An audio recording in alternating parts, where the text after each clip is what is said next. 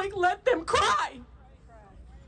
And they're shaking, and somebody, you know this, they keep telling them not to cry. Rashida Tlaib, congresswoman from Michigan, who is from Dearborn, Michigan, which basically, I mean, they held, I think, I have no problem saying, in essence, it was a modern day Nazi rally last week. I mean, it was absolutely insane. No one is making the distinction. There was not one person there who made the distinction between the Palestinian flag and the actions of Hamas. Not one person. I mean, can you imagine one guy raising his hand and being like, guys, actually, Hamas went a little too far. They would love to take him out too. Anyway, here she is yesterday inciting the insurrection and also lying about the bombing of the hospital, which we'll get to in a moment. Continue to watch people think it's okay to bomb a hospital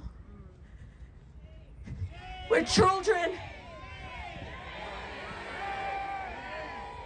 You know what's so hard sometimes is watching those videos and the people telling the kids don't cry and like, let them cry. And they're shaking, and somebody, you know this, they keep telling them not to cry in Arabic.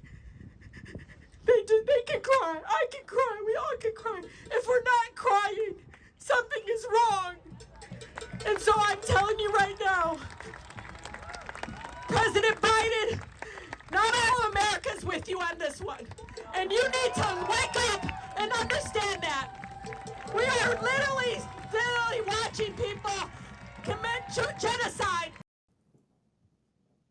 Ben, did she pump out any of those crocodile tears for the babies that were burned, or the women that were raped, or the Holocaust survivors that are now kidnapped, or the, I don't know, say 20 plus American hostages? I could go on.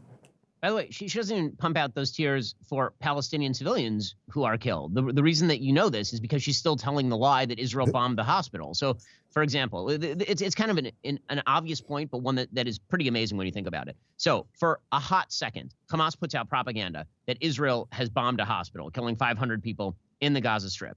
And that is implausible from the start if it were to be a deliberate bombing, specifically because Israel, for example, has not blown up the Al-Shifa hospital, which everyone knows, literally everyone knows, sits on top of the Hamas military headquarters and has for a decade. Yes. Everyone knows this. Al-Shifa is still standing because Israel does not wish to kill hundreds of civilians. Israel is doing its utmost, I mean, really its utmost, not to kill civilians. The truth is that if Israel were doing everything it militarily had to do right now, there'd be a lot more civilians dead, not just because they'd be bombing buildings, but because the tunnels are where the Hamas fighters are hiding, and they are all hiding under civilian areas. Israel knows this. They're not using their heavy ordnance on those tunnels specifically because Hamas is shielding those tunnels with civilians. In any case, well, just real quick, wait, just pause for 1 second, because the truth, I think it's a point worth reiterating, because the truth is they could end this in 3 days, basically, if they wanted. If they wanted to do the unimaginable to defend their citizens, they could end this basically in 3 days if they wanted to do all of the things that you're making a point of saying that they're not doing. They have the munitions to do it. If Israel wanted to destroy every single tunnel, not even knowing where they're mapped, if they wanted to destroy all those tunnels and bury the Hamas terrorists under rubble,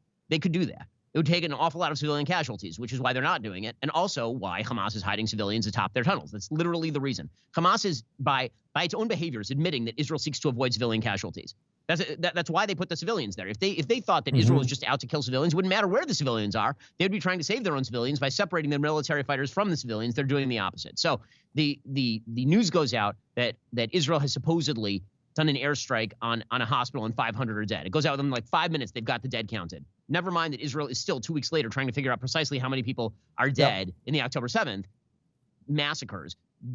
Hamas knew within 5 minutes. The entire world media pumps this out. They all pump it out. And it's all atrocities. Look what Israel did. And then it turns out the New York Times runs a full front page photo of the wrong building, of a different building, suggesting that was the hospital that was blown up. And then it turns out that it was a Palestinian Islamic Jihad rocket that fell short because like 10% of the rockets that are fired fall into Gaza because they don't give it any bleeps about their own citizens, obviously. And it didn't hit the hospital. It hit a parking lot next to the hospital. And the actual number of dead is probably not 500. Is probably, we're now finding out, maybe 10 to 50. It doesn't matter. The entire world goes insane. I mean, conflagrations everywhere, things on fire, giant protests. And Rashida Tlaib out there, oh my God, the babies, oh my God, the babies. When it comes out, as it already has, that it was a Palestinian Islamic Jihad rocket that hit even if it had hit a hospital and killed 500 people, her move would then not be, why is Palestinian Islamic Jihad firing rockets that kill civilians in Gaza? It would be, this never happened. It would be, this is not important anymore. I'm not going to talk about this. Right? It exits the front page. The minute that it can't be blamed on the Jews, it exits the front page. That's how you know all this is crocodile tears.